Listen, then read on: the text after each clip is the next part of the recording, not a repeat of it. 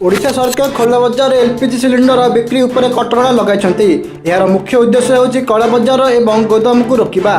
खाद्य जोगाण मंत्री कृष्णचंद्र पात्र ए निष्पत्ति घोषणा करथिले। नुआ नियम अनुसार केवल e-KYC संपूर्ण करथिबा ग्राहक माने अधिकृत डीलर ठारू सिलिंडर पाई परिबे। 5 किलोग्राम सिलिंडर खोला बजार बिक्री हेबो नाही। तेबे छात्र श्रमिक एवं प्रवासी कर्मचारी माने निजर परिचय पत्र देखाई 5 किलोग्राम सिलिंडर किनि परिबे। सेमानकु ठिकाना प्रमाण पत्र आवश्यक हेबा नाही। पश्चिम एशिया उत्तेजना जोगु एलपीजी जोगाण बाधाप्राप्त हेबार आशंका देखा देइथिला। केतक व्यवसायी यार फायदा उठाई गोदाम एवं कला बजार करथिले। एहाकु रोकिया सरकार कड़ा पदक्षेप नेइछन्ति।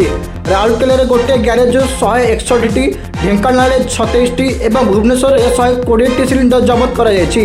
एपर्यंत टोटाल 1633 स्थान में चढ़ाऊ कर प्राय 3105टी सिलिंडर जबत होइछि। सरकार पक्षर स्पष्ट देश में एलपीजी पेट्रोल किंबा डीजेल कौन अभाव नहीं। साधारण ग्राहक माने भयभीत न हो निजर e-KYC संपूर्ण करंतु। घर सिलिंडर सहरांचल 25 दिन एवं ग्रामांचल 50 दिन मध्य मिलूँ। जदि कहीं कला बजार कर देखती तेबे तुरंत पुलिस किंबा जोगाण विभाग को जनवाक अनुरोध कर।